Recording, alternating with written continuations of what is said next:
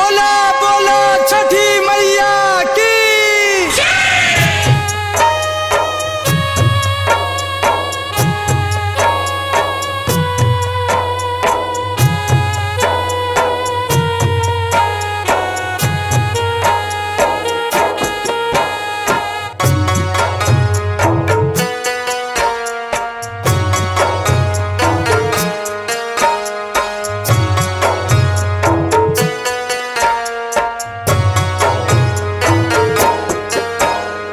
कवन सेवका घटिया पचननी टाने, कवन सेवका घाटे जाले, कवन सेवका घाटे जाले, कवन सेवका घाटे जाले, कवन सेवका घाटे जाले, चंदन सेवका घटिया पचननी टाने, कुंदन सेवका घाटे जाले, कुंदन सेवका घाटे जाले, नंदन सेवका घाटे जाले, नंदन सेवका घाटे जाले, नंदन सेवका घाटे जाले।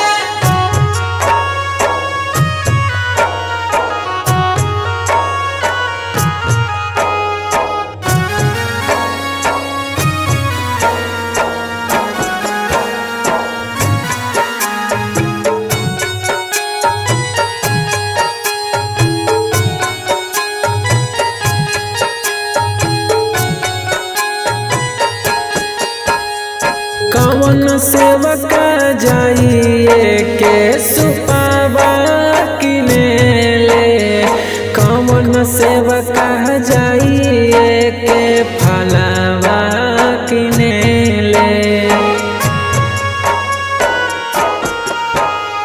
रवि शंकर जाइए के सुपावा किनेले, दीपक सेवका जाइए के फलावा किनेले, गुड्डू सेवका घटिया पर कोसी भर, छठी मैया से आशीष मांगे, छठी मैया से आशीष मांगे, छठी मई से आशीष मांगे, छठी मई से आशीष मांगे, छठी मई से आशीष मांगे।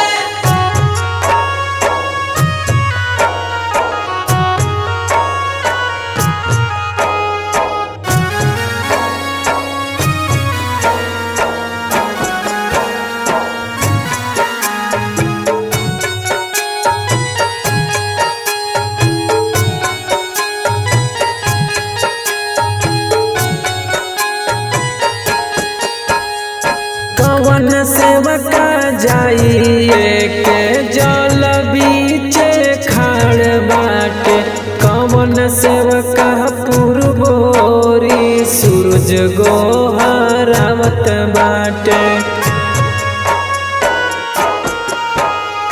पवन सेवका जाइए के जल बीचे खाड़ बाटे, विकी सेवका पुरबोरी सूरज गोहरावत बाटे, अंजस सेवका घटिया पचननी टाने, सचिन सेवका घाटे जाले, सचिन सेवका घाटे जाले, अजित सेवका घाटे जाले, अजित सेवका घाटे जाले, अजित सेवका घाटे जाले। जय हो छठी मैया।